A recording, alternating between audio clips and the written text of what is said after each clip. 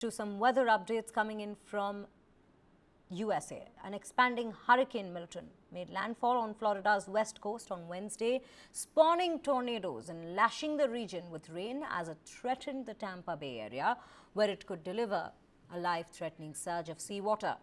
In a state already battered by Hurricane Helene 2 weeks ago only, as many as 2 million people were ordered to evacuate the path of the storm.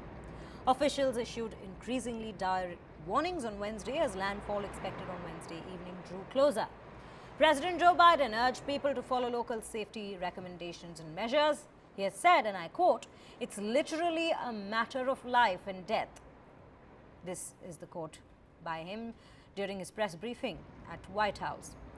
Fueled by unusually warm waters in the Gulf of Mexico, the storm was set to hit the Tampa Bay metropolitan area, home to more than 3 million people, as a major hurricane with a huge footprint. Milton made landfall near Siesta Key, Florida, itself about 60 miles south Tampa. The Hurricane Center labeled the storm extreme and catastrophic. The storm could bring a surge of seawater as high as 9 to 13 feet in some areas and pour 6 to 12 inches of rain, with as much as 18 inches possible as well in several spots.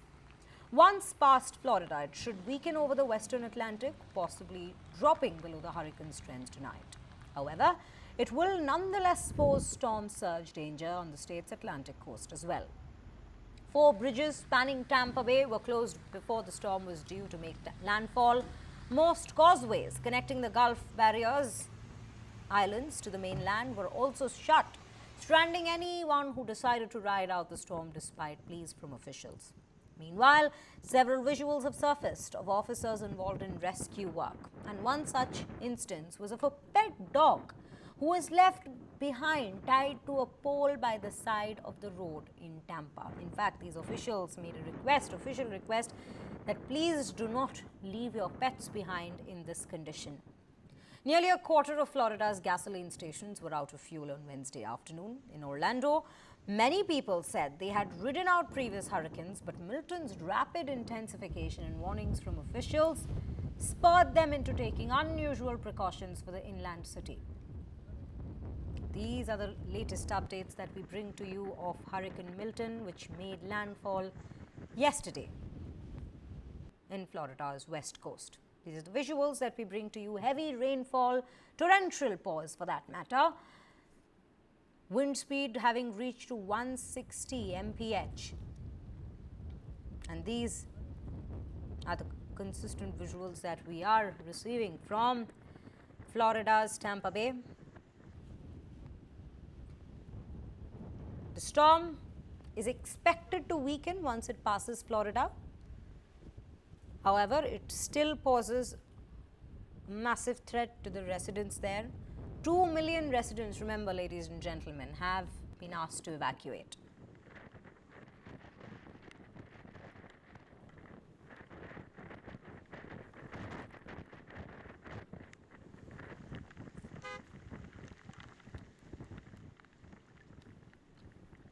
A powerful hurricane with maximum sustained winds of around 120 miles per hour, currently situated about 60 miles to the west-southwest of Sarasota, moving off to the northeast at 17 miles per hour, so rapidly approaching the coastline of the west central Florida peninsula. You can see from the radar here a tremendous amount of rain spreading across the central and northern portions of Florida, heavy rainfall, flash flooding. We've had multiple tornado warnings across central and south Florida today, and that danger will continue into tonight. I've had a lot of anxiety over the night about it because it is my first hurricane, but I just wanted to see the water and, you know, get the whole Florida experience. Ladies and gentlemen, these are the visuals that we bring to you of this hurricane. In fact, remember, the experts had initially given it the status of Category 5 hurricane.